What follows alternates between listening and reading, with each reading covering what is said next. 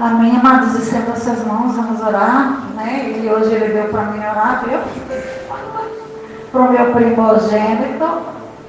Pai, em nome de Jesus, eu coloco diante de Ti a vida do Teu filho, Senhor, do Teu servo amado, Pai.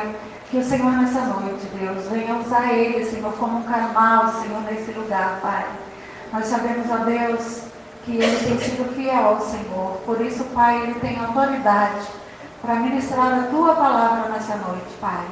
Que o Senhor venha usar ele com palavras remas, Senhor, que venha direto de Ti, Pai. Que todo o eu dele, Senhor, possa cair por terra, Pai. Mas que Teu Espírito Santo use a boca dele, Senhor, como um chofar nessa noite, Pai. Eu oro e eu abençoo a vida do meu filho, Pai, para o louvor da Tua glória.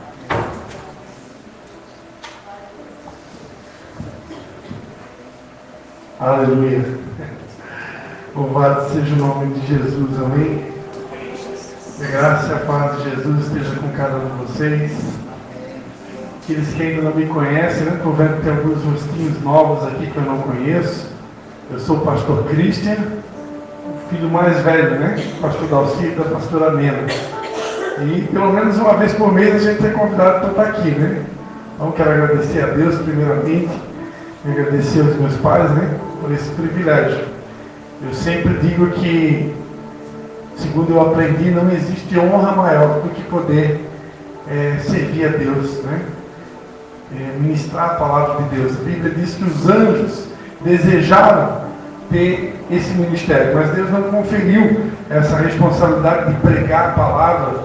Deus não conferiu a anjos, Deus conferiu a nós. E o altar é um lugar de muita responsabilidade e é um lugar que tem exigências, e uma delas é que a gente esteja totalmente morto. Totalmente morto para as nossas vontades, totalmente morto para os nossos desejos, totalmente morto para o pecado, totalmente morto para as paixões e concupiscências dessa vida. Não dá para subir aqui de outra maneira. Mas eu louvo a Deus porque, como disse a minha mãe na oração, Deus tem sido fiel. Deus, Ele começou uma boa obra na vida de cada um de nós, amém? Queria que você apertasse forte essa pessoa que está do seu lado aí, desse um apertão assim no braço dela, né? Diga para ele, olha, Deus começou uma linda obra na sua vida. E Ele é fiel para completar. Amém? Deus não deixa nada pela metade, incompleto. Ele começou um dia. Às vezes nós somos pressionados de todos os lados, né? Quem aqui já foi pressionado pelo cônjuge, pelo seu pastor, pelo seu discípulo, pelo seu irmão, pelo seu familiar? Amém? Que tem uma mudança instantânea, né? Às vezes as pessoas começam a ver um defeitinho em você, né? O teu marido vê um defeitinho em você, tua esposa, teu pastor, teu colega de trabalho, e as pessoas querem, né? Que a gente tenha uma mudança, uma transformação meio que instantânea, né? Como fosse me hoje. Mas nem sempre é assim. Às vezes parece que Deus ele retarda algumas mudanças que a gente gostaria tanto na vida do nosso semelhante, não é verdade? E Deus, fazendo assim, Ele está trabalhando em você. Ele está trabalhando em mim. As pessoas que nós menos conseguimos transformar são as que mais nos transformam. As pessoas que você menos consegue mudar são as que mais te mudam. Essa frase não é minha, mas ela é totalmente verdadeira e real. Então, é assim que Deus faz. Deus sempre coloca. Essa semana eu peguei um papel e uma caneta. Um grande amigo meu, ele estava desabafando comigo, né? Estava desabafando, ele também está à frente do ministério, assim como nós, e ele estava desabafando das lutas, das guerras, né? Que nós pastores, líderes de célula, nós enfrentamos, né? Por lidar com o ser humano, por lidar com as situações da igreja, e ele estava desabafando as guerras, as lutas e tal. E eu escutei tudo, e eu peguei um papel e uma caneta e comecei a explicar para ele que nós fazemos parte de uma construção. E nessa construção chamada obra de Deus, Tem pedra quadrada, tem pedra bicuda, tem pedra redonda, tem pedra áspera. Já viu? Pedra áspera. E essas pedras, irmão, o incrível da matemática de Deus é que ele tem um jeito sobrenatural que só Deus consegue fazer, é de encaixar todas essas pedras. Tem uma pedra principal que é chamada na Bíblia de pedra de esquina. Ela se chama Jesus Cristo de Nazaré. A pedra que os edificadores rejeitaram veio ser colocada como a pedra principal da construção. Então, no passado, nas antigas construções, não era como nos dias de hoje, né? Você geralmente vai lá, cava uma sapata, dependendo do tamanho da casa, da construção, você cava 4 sapatas, cava 6, cava 8, e ali você lança o fundamento, e você começa a edificar em cima daqueles fundamentos, daquelas colunas que são edificadas. Mas as construções antigas não eram dessa forma. Havia uma pedra principal, era um fundamento só. Não tinha várias sapatas para levantar várias colunas.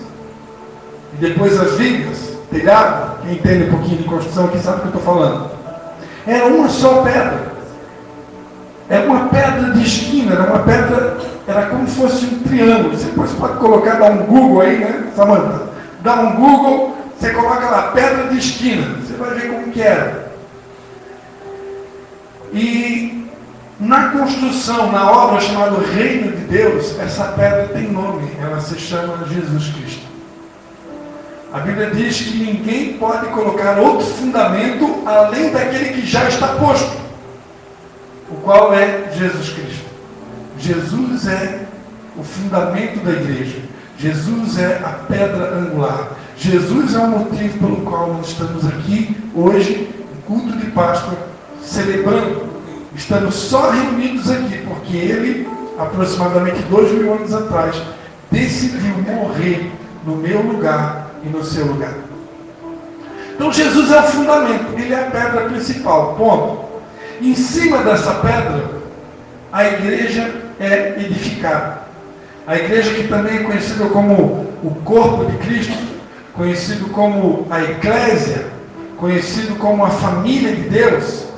Essa família de Deus, que somos eu e você. A igreja de Jesus não é um templo, não é uma construção de tijolos. A igreja de Jesus é uma construção de pessoas. E, semelhantemente a uma construção de alvenaria, né? Nessa obra chamada Reino de Deus, como eu falava, tem pedra que é quadrada, tem pedra que é bicuda, tem pedra que é áspera. E aí Jesus, ele levanta os pregadores da palavra, que é para quebrar essas pedras. Então eu estou aqui nessa noite para quebrar um pouquinho mais, né? Tem algumas pedras aqui que de repente não estão conseguindo se encaixar umas nas outras. Ó, não conversei nada com a pastora Mena, tá? Nem com o pastor Dalcino. Se eu falar alguma coisa aqui que servir para você, descansa o teu coração, que essa semana eu vi a minha mãe uma vez só, e a gente nem falou sobre igreja, a gente estava falando sobre viagem para Porto Seguro. Então nem falamos sobre igreja, então se por acaso Deus me usar aqui para alguma coisa, fique tranquilo, né? Eu não sei nada do que acontece nessa igreja, eu só sei que o Espírito Santo me deu uma palavra para pregar. E nessa palavra, a palavra tem esse objetivo de fazer encaixar as pedras. Às vezes tem uma pedra ali que ela está muito bicuda e ela está ferindo a outra pedra que está do lado. Essa outra pedra que está do lado pode ser o teu marido, pode ser teu filho, pode ser o teu discípulo, pode ser o teu pastor, pode ser o teu colega de trabalho. E aí a pedra está muito bicuda, ela começa a ferir a outra pedra. E está incomodando, porque é muito bicuda, sabe? Aí Deus usa o pregador que é para quebrar uma ponta daquela pedra. E o objetivo é fazer as pedras se encaixar.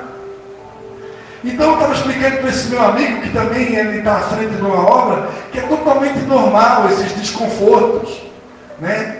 Com o contato das pedras. É totalmente normal. Vai chegar uma hora que a gente se fere mesmo, tem hora que a gente se machuca, tem hora que dói. Por quê? Porque as pedras são diferentes. E elas precisam se encaixar, mas enquanto está no processo de encaixar, dói. E eu explicava para ele que Deus é um Deus que trabalha com gerações. Deus é Deus de Abraão, de Isaac e de Jacó. Tem pessoas aqui que são de uma geração mais nova, a geração de Jacó. A gente se converteu há 1 ano, se converteu há 2, se converteu há 3. Mas tem aqueles que já são geração de Isaac, a gente que já se converteu há 10, 15, 20 anos. E tem aqueles que são geração de Abraão, a gente que já se converteu há 25 anos, 30 anos, 40 anos convertido. Então, pensa como que Deus faz para poder encaixar essas pedras. Um tem uma mentalidade, o camarada já está com 60 anos de idade, 70, o outro está com 40 e o outro está com 20. E Deus tem que pegar essas gerações totalmente diferentes, com pensamento diferente, com mentalidade diferente, e encaixar tudo isso para fazer disso uma única igreja. É fácil? Se fosse fácil, irmão, todo mundo queria ser pastor, todo mundo queria ter uma célula na sua casa, todo mundo queria servir a Deus. Mas por que hoje muitos têm esfriado? Muitos talvez deveriam estar sentados numa cadeira dessa aí do teu lado, não estão.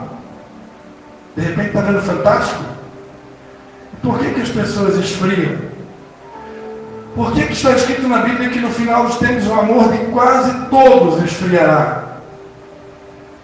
As pessoas esfriam por causa desse contraste das pedras. Esse lixar das pedras. Quando as pedras se tocam, muitas vezes elas se ferem. E dependendo do tamanho do ferimento, irmão, e se a outra pedra do lado ela for ruim de perdoar, meu Deus, só o sangue de Jesus para curar a pedra. E tem pedra que tem hora que dá uma lascada na outra pedra, irmão, salta pedaço.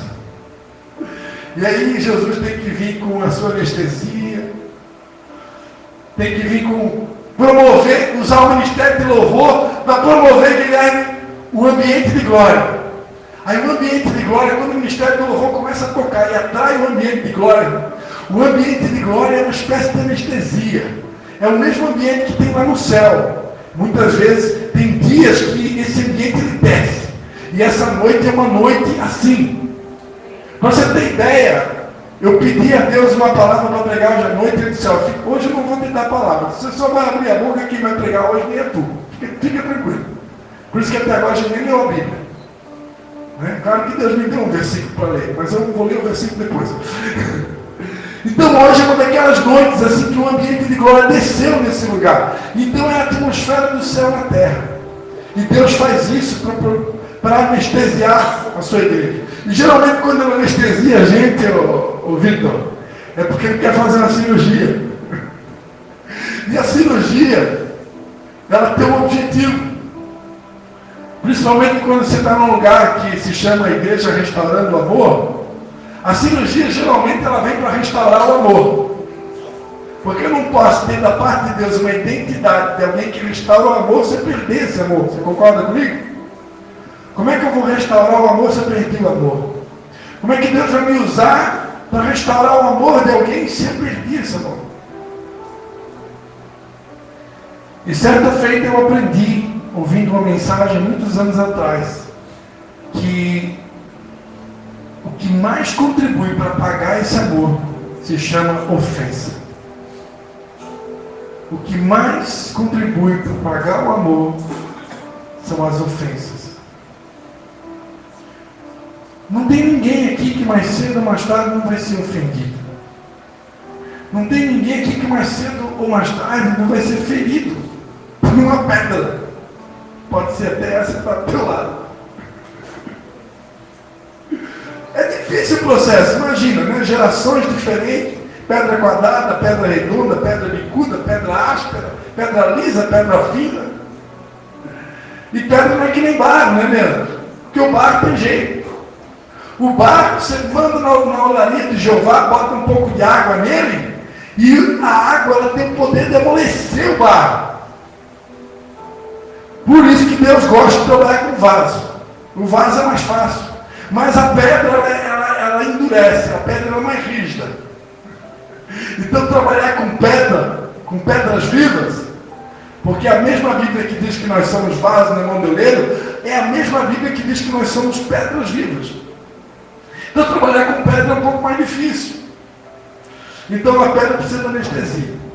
E como eu falava, muitas vezes essas pedras ficam ofendidas, ficam magoadas, machucadas. Por quê? Porque teve um desentendimento, que teve um irmãozinho que tem uma opinião diferente da sua, tem uma irmãzinha que pensa diferente de você, não concordou com o teu jeito de agir, teu jeito de falar, teu jeito de expressar. A pessoa pensa diferente, é uma pedra diferente da sua. E não tem nada de errado. Só que muitas vezes a gente não tem a sabedoria e a humildade necessária para poder ouvir algumas coisas, observar alguns comportamentos. E aí é onde a gente fica, onde a gente come, literalmente a gente come a isca do inimigo. E essa isca se chama ofensa. Tem uma passagem na Bíblia que diz assim: ai daqueles por quem vierem os escândalos. Quem já leu essa passagem alguma vez? Alguém já leu? Né? Ai daqueles por quem vierem os escândalos. A Bíblia Sagrada diz que é preferível você amarrar uma pedra de moinho e pendurar no pescoço dessa pessoa e precipitar ela ao mar, do que fazer um dos pequeninos do reino dos céus, fazer uma pedra pequena, se escandalizar. É preferível amarrar uma pedra de moinho e precipitar ao mar, do que fazer um dos pequeninos do reino dos céus tropeçar, melhor dizendo. Pedra de moinho é muito parecido aqui em Canelinha. Quem já teve oportunidade de visitar um engenho de farinha? Alguém aqui já foi no engenho de farinha? Meu tio Valdir, lá no Rolador, tem um engenho de farinha. Então no engenho de farinha lá também tem umas pedras lá, né? Tem, né? Tem ou não tem? Eu não lembro bem, mas tem, né? Não tem pedra? Acho que é madeira, né? Estou confundido, né? Eu estou confundido. Mas essa pedra de moinho, você pode ver, pesquisar um Google lá também depois, né? Oi? Ah, para moer milho tem pedra. Então quem já viu o negócio de moer o milho, já deve mais ou menos imaginar. Essa pedra de moinho, se depois você dá um Google também, né? Você vai ver que é uma pedra gigante. Então Jesus disse que é preferível amarrar uma pedra de moinho no pescoço do que você escandalizar um pequenino no reino do céu. Veja a responsabilidade que nós temos, né? Imagina eu como pastor, se eu escandalizar alguém através de uma atitude minha, do pecado meu, de uma ação minha, de uma falha minha, Deus está dizendo que é preferível amarrar uma pedra no meu pescoço e me lançar no mar. Essa palavra, por que eu estou tocando nesse assunto? Porque essa palavra escândalo, no original, em grego, é a palavra escandalau. E escandalau significa preparar uma armadilha. Quando eu era criança, eu vivia lá no Rolador, caçando passarinho, caçando tucano, nunca matei um tucano. Caçando rolinho, matei uma rola preta uma vez, a outra escapou. E caçando aracuã, e esses passarinhos que tem aí na Mata Atlântica, que vocês conhecem muito bem, o pessoal que é das antigas que já caçou.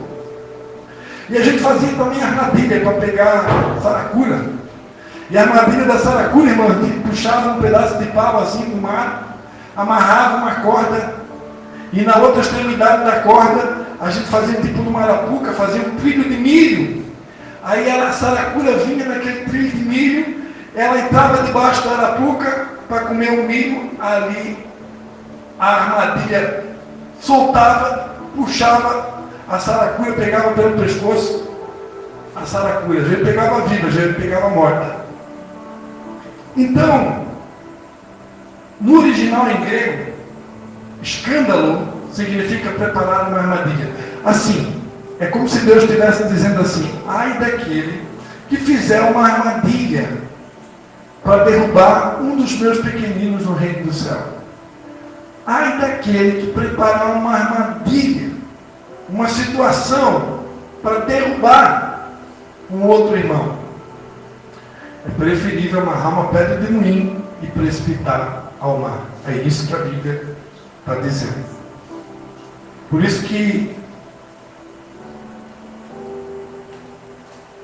a Bíblia diz: vigiai e orai, para que não entreis em tentação. Amém? Então, às vezes a gente fica ofendido e magoado porque tem pessoas que fazem armadilhas para a gente. Tem pessoas que muitas vezes prepararam uma armadilha para você. E aí, você até hoje não conseguiu perdoar, porque você acabou caindo nessa armadilha. Numa armadilha, normalmente se usa uma isca.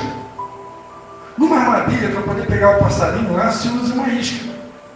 E a isca que Satanás usa muitas vezes para nos derrubar, essa isca, como eu estava falando antes, se chama ofensa.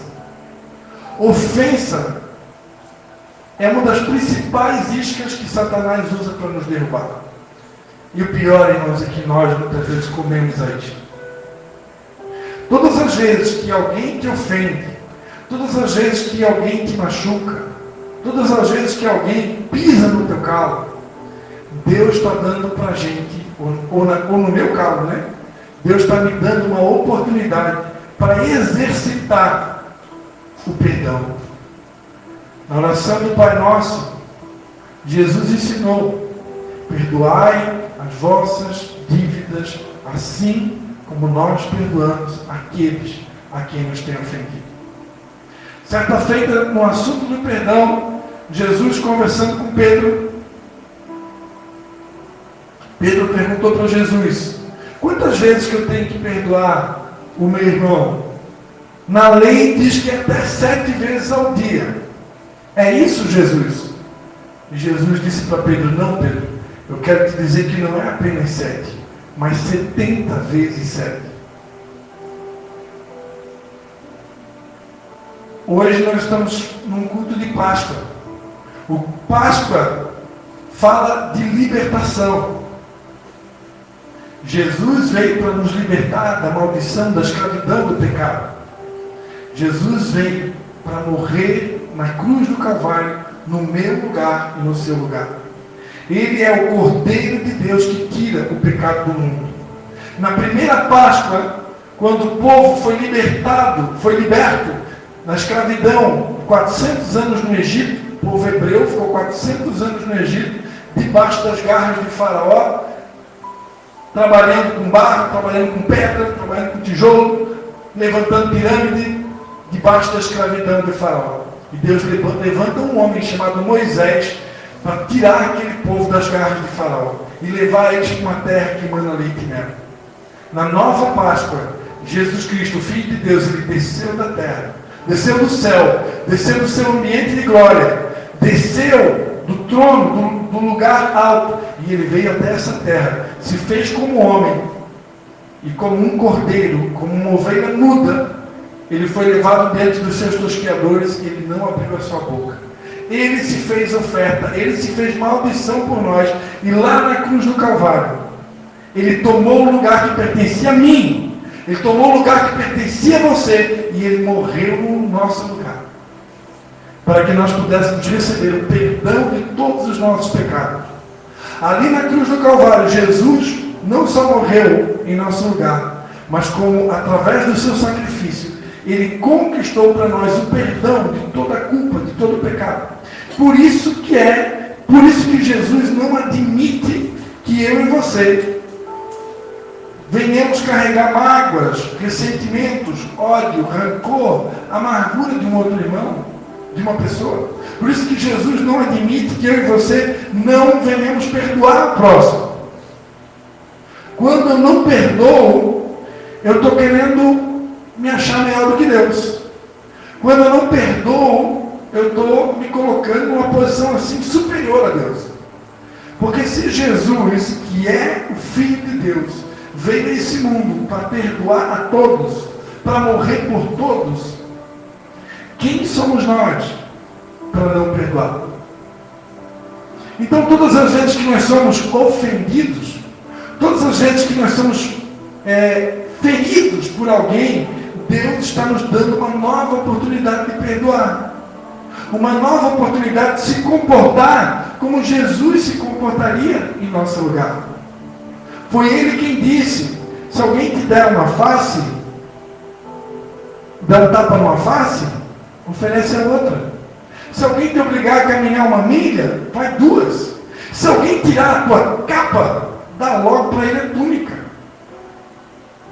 E a túnica era algo muito mais valioso do que uma capa. Só que na prática, é fácil? É fácil? Às vezes na prática, quando a gente leva um tapa aqui, a gente quer dar dois ali. Na prática, quando alguém pede para a gente caminhar uma milha, se eu estou magoado, feliz com aquela pessoa, vai você sozinho. Eu não vou não. Se a pessoa pede a capa, você não dá a capa, muito menos a túnica. Quem está começando a entender? Irmãos, eu confesso para você, eu ia pregar outra coisa. Eu estava aqui com o texto, o versículo bíblico preparadinho aqui, ó. João 8,31. Eu nem li ainda. Mas vamos ler a Bíblia, né? Para ficar mais chique, né? João 8,31.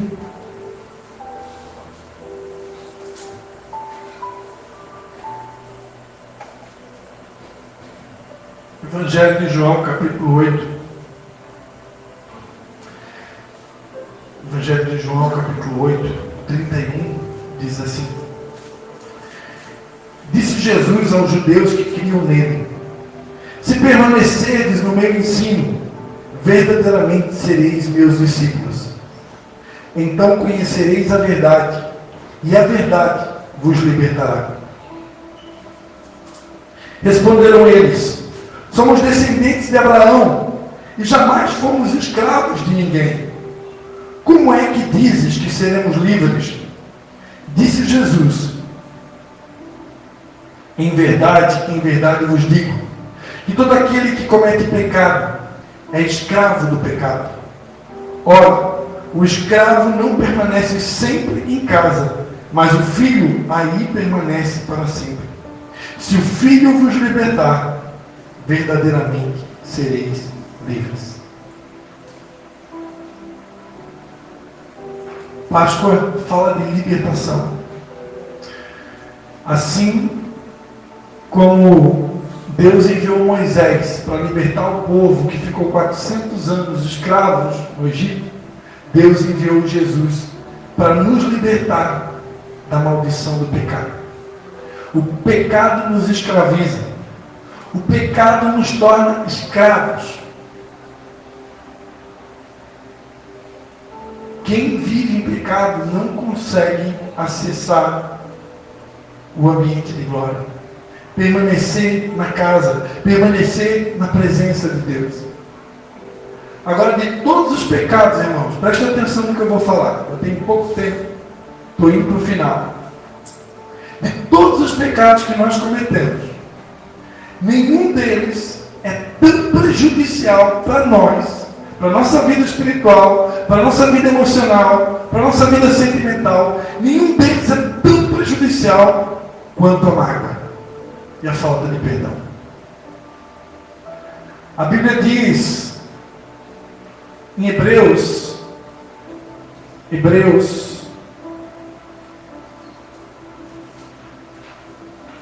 capítulo de número 12, Hebreus capítulo de número 12, versículo de número 15, Hebreus 12, 15. Tende cuidado de que ninguém se prive da graça de Deus, e de que nenhuma raiz de amargura brotando vos perturbe, e por ela muitos se contaminem. Vou ler novamente. Tende cuidado de que ninguém se prive da graça de Deus, e de que nenhuma raiz de amargura brotando vos perturbe, e por ela muitos se contaminam. A palavra de Deus diz em Provérbios: de tudo que se deve guardar, guarda o teu coração, porque dele procede as fontes da vida. A Bíblia está dizendo que a coisa mais importante para guardar é guardar o meu coração. O coração, também aprendi com meu irmão pastor Tiago, no Antigo Testamento a palavra coração também está ligada, é quase a mesma tradução da palavra mente. Então guardar o coração é guardar a minha mente, ou seja, guardar os meus pensamentos. A Bíblia diz lá em Filipenses: tudo que é puro, tudo que é amável, tudo que é de boa fama, se há algum louvor, se há algum canto espiritual, que sejam essas coisas que ocupem a nossa mente. Então, amados, a nossa mente, nosso coração, abra lá rapidinho. Esses dias eu escrevi um artigo no meu Instagram sobre isso. Filipenses 1. Não? Ou não?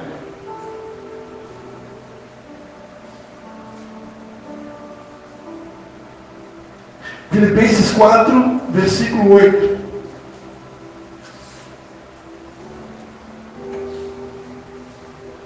Filipenses 4, versículo 8. Quanto mais, irmãos, tudo o que é verdadeiro, tudo o que é honesto, tudo o que é justo, tudo o que é puro, tudo o que é amável, tudo o que é de boa fama, se tem alguma virtude, se há algum louvor, nisso pensar. São essas coisas aqui que deveriam ocupar o nosso coração.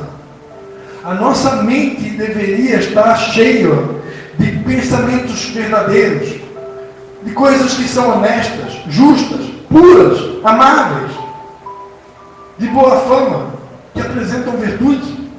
Mas muitas vezes nós não guardamos o nosso coração. Nós não guardamos os nossos pensamentos. E basicamente os nossos pensamentos, o nosso coração, ele é influenciado pelas pessoas que você se relaciona, pelos livros que você lê, pelo tipo de conteúdo que você acessa na internet, pelo tipo de vídeo que você vê no YouTube, pelo tipo de conteúdo que você vê lá no Instagram, no Facebook. A lâmpada do corpo são os olhos. Se os nossos olhos forem maus, todo o nosso corpo será trevas. O que os nossos olhos estão vendo? O que eu estou lendo? Que tipo de conteúdo eu estou ingerindo? Se nós somos o templo do Espírito Santo, amado, como a Bíblia diz, e o templo do Espírito Santo é sagrado, eu tenho que prestar atenção que tipo de conteúdo eu estou alimentando a minha alma. Eu tenho que vigiar meus pensamentos. Eu tenho que vigiar as minhas conversas. Outro dia eu conversava com um amigo, semana passada eu viajei para Chapecó, participei de uma convenção da empresa que eu trabalho, e um amigo meu estava compartilhando sobre a teoria de Sócrates, o filtro de Sócrates. Eu nunca tinha ouvido falar, e na mesma semana, 2 pessoas diferentes foram usadas para me ensinar sobre o filtro de Sócrates. Nem sabia que existia isso. E o filtro de Sócrates é o seguinte: numa conversa, você está conversando com uma pessoa, alguém me ajuda aí se eu esquecer. Numa conversa, quando você está conversando com alguém, você tem que avaliar se o tipo do conteúdo da conversa vai passar pelo filtro de Sócrates. O filtro é: a conversa tem que ser boa, o assunto que está se falando é bom, é algo agradável, segundo o filtro, é verdadeiro. A pessoa que o cara está me falando é verdade ou é mentira? Se é mentira, corta a conversa. Nem continua falando com alguém que está falando uma mentira.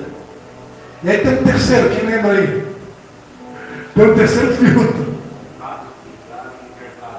Bondade, fidelidade, utilidade. Ou seja, o conteúdo da conversa é útil. Esse assunto que a pessoa está falando comigo aqui agora é útil? Eu nem vou entrar no mérito da fofoca, tá, irmão? Isso já é uma outra pregação. Isso daí não entra nem em cogitação.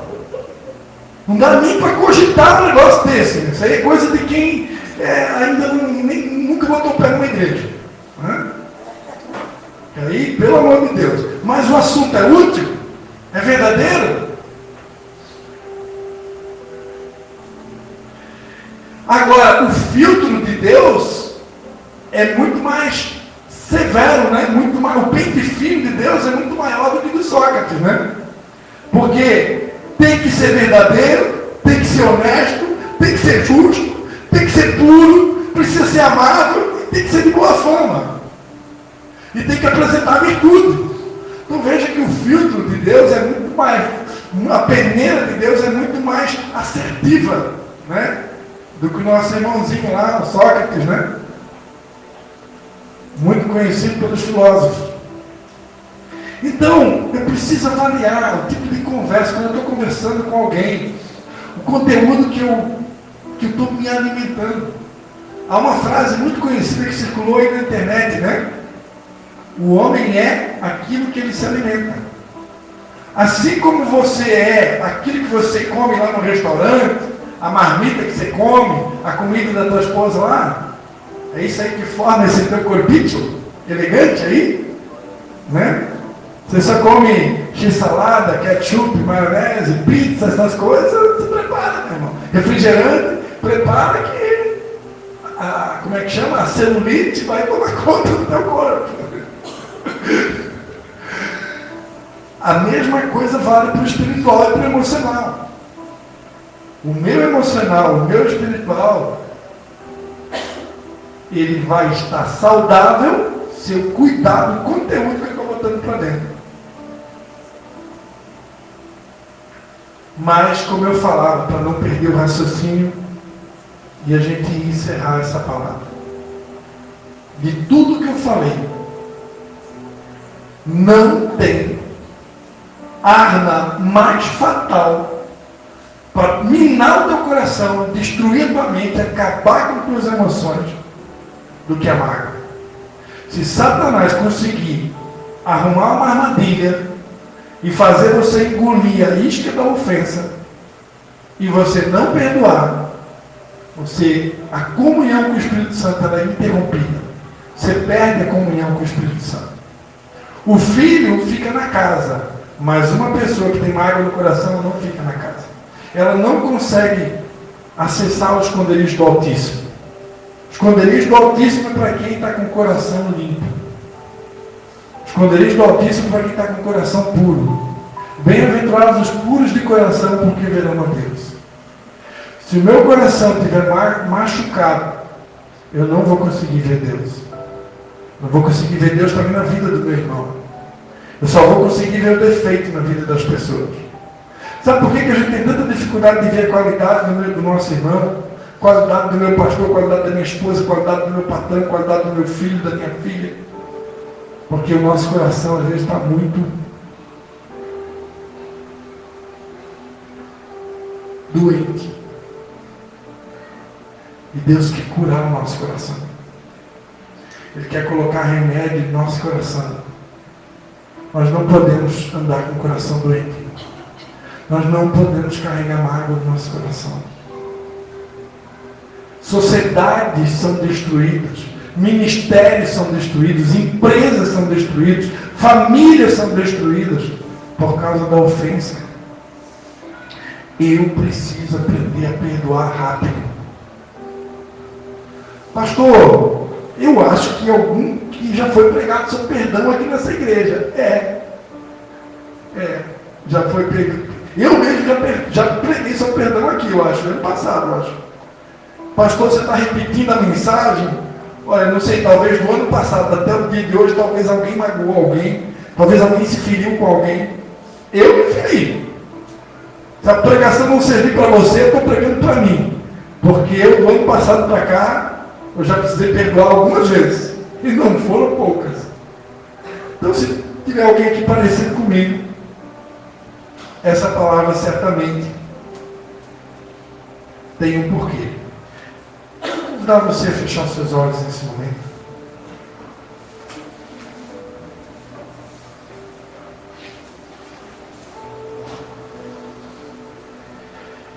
Eu não sei, querido, se o que fizeram para você foi algo tão ruim que até hoje você nunca mais conseguiu ser a mesma pessoa.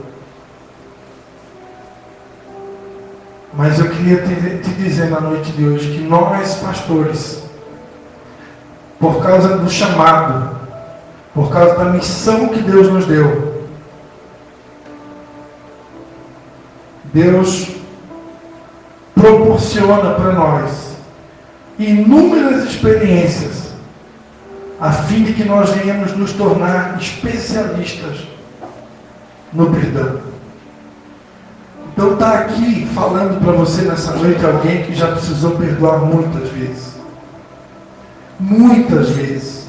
Agora pega o muitas vezes e multiplica por muitas vezes. Eu não sei o que fizeram para você. Eu não sei se foi uma traição. Eu não sei se fizeram fofoca de você. Eu não sei se falaram mal de você pelas suas costas. Eu não sei se foi o teu melhor amigo que te traiu, a tua melhor amiga. Eu não sei se foi teu cônjuge, teu filho. Não sei se te apunhalaram pelas costas. Não sei se alguém preparou uma armadilha para te derrubar.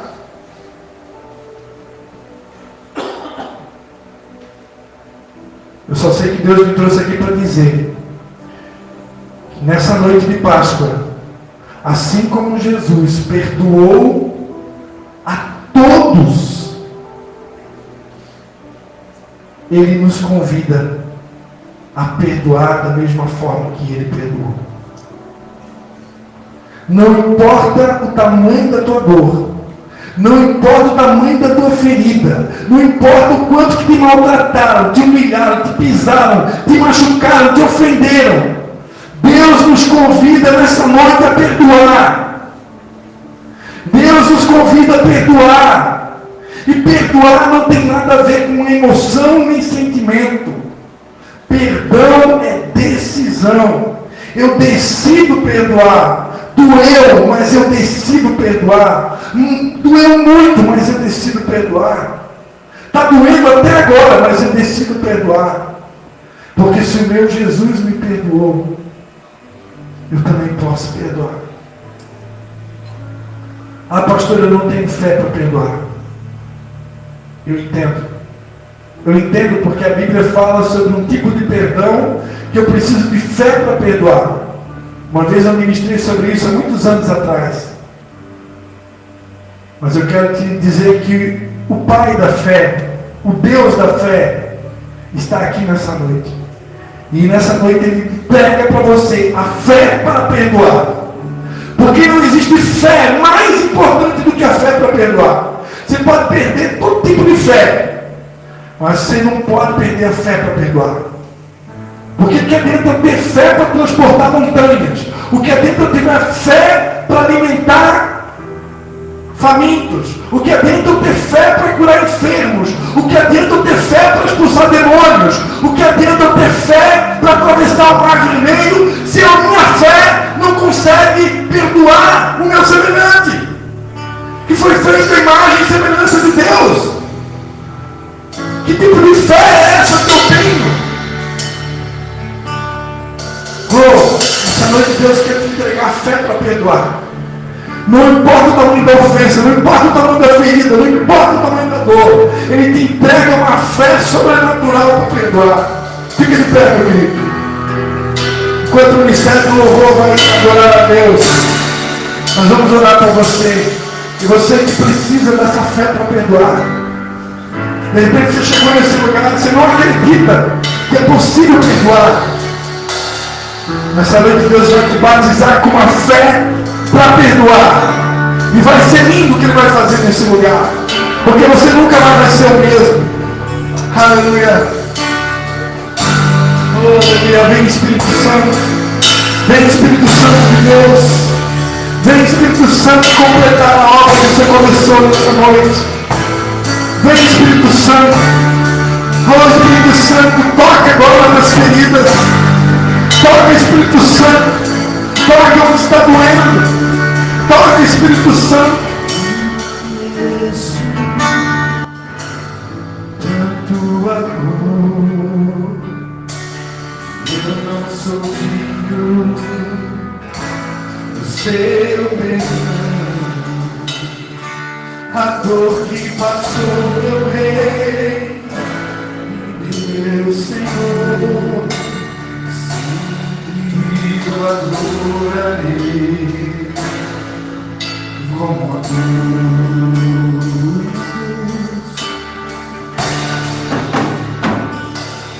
Eu não vejo tanto amor, eu não sou digno do seu perdão.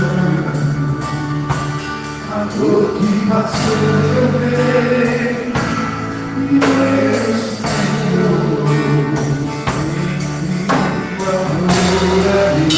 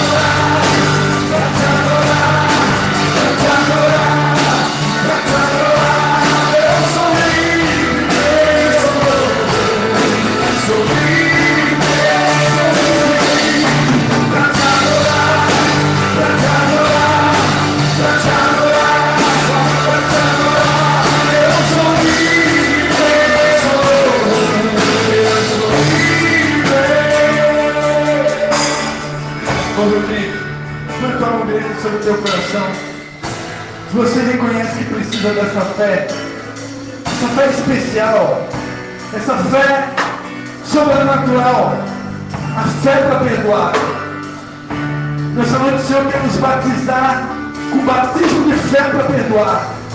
É uma fé especial, é uma fé sobrenatural que você vai receber da parte de Deus essa noite para perdoar o teu principal inimigo, para perdoar aquele que te traiu, para perdoar aquele que te ofendeu, para perdoar aquele que te apunhalou pelas costas, para perdoar aquele que te magoou profundamente, para perdoar aquele que não entendeu você, que não compreendeu, que não entendeu você.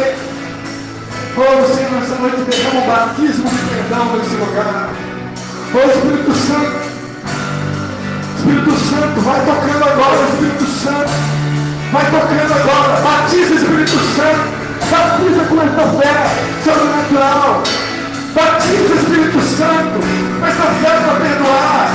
Oh, Espírito Santo, vai. Toca, Espírito Santo. Batiza-nos.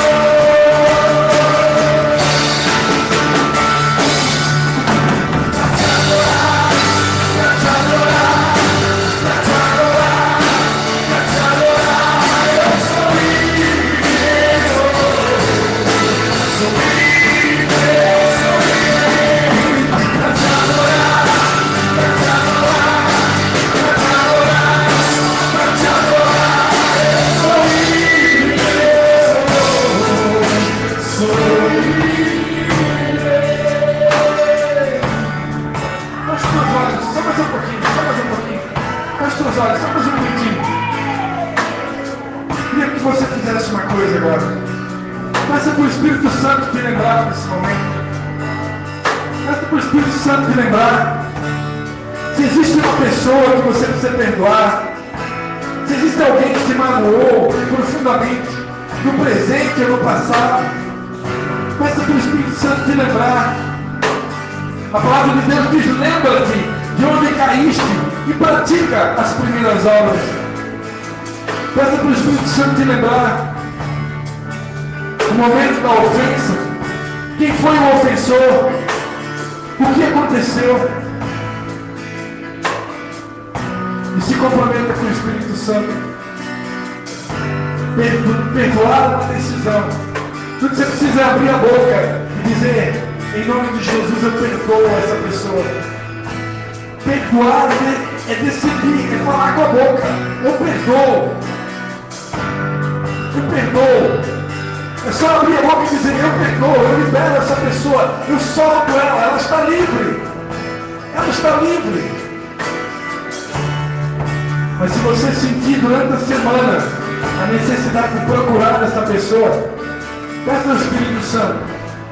Peça ao Espírito Santo, ele vai te direcionar no dia certo, no momento certo, na hora certa, para você visitar essa pessoa, para você ir até o encontro dessa pessoa e consertar esse relacionamento que foi machucado, consertar esse relacionamento que foi ferido.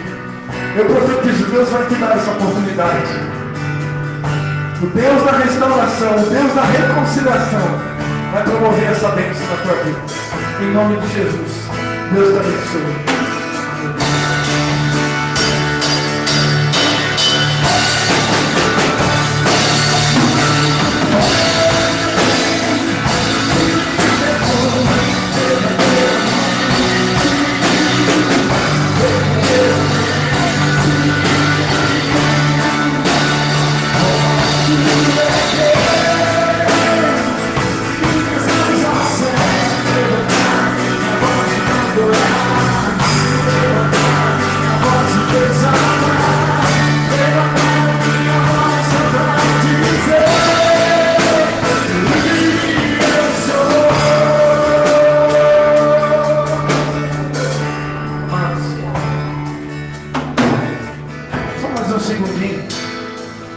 Talvez tenha alguém aqui entre nós que ainda não tenha tido a oportunidade de entregar a sua vida para Jesus. A palavra de Deus diz: entrega o teu caminho ao Senhor, confia nele, e no mais ele fará. Quando você entrega a sua mão, entrega a sua vida para Jesus, quando você confia a sua vida para Jesus, lá nos céus existe um livro chamado Livro da Vida. E o teu nome é escrito naquele livro com a caneta do sangue do Cordeiro. Quem sabe tem alguém aqui que ainda não tenha feito isso, que gostaria nessa noite de entregar a sua vida para Jesus. Gostaria de dizer: Jesus, eu quero entregar a minha vida. Eu estou cansado desse tipo de vida que eu tenho vivido. Eu quero começar uma nova história, um novo momento. Se houver alguém aqui que quer entregar a sua vida para Jesus, levanta a sua mão onde você estiver. Não tenha medo. Levanta a sua mão direita, aí onde você está. Eu quero orar por você. Tem alguém aqui que gostaria de entregar a sua vida para Jesus? Aleluia.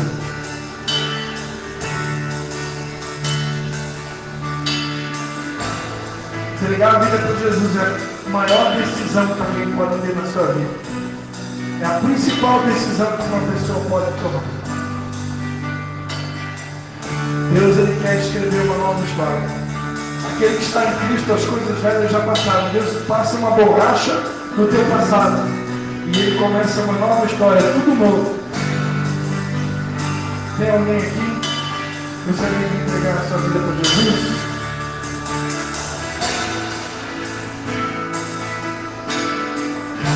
Levanta a sua mão e eu quero orar por você. Tem alguém?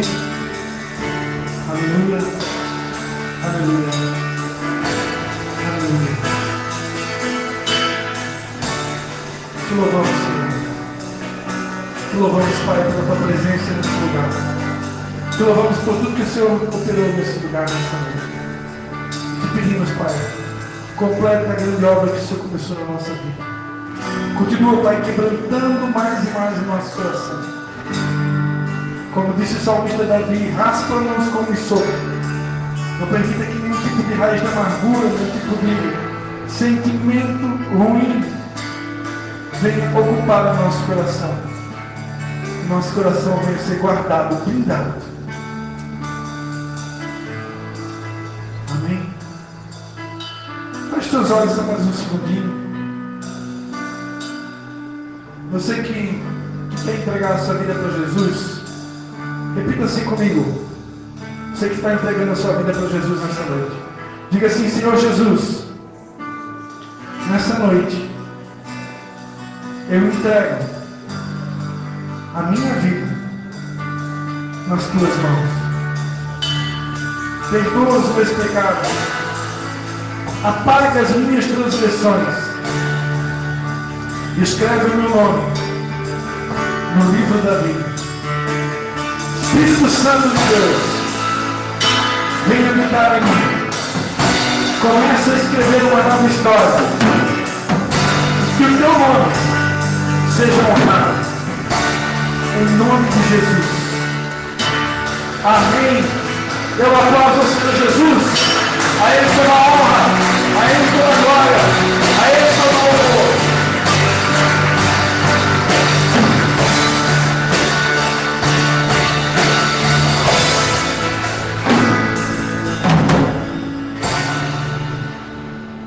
Amados, vocês podem sentar.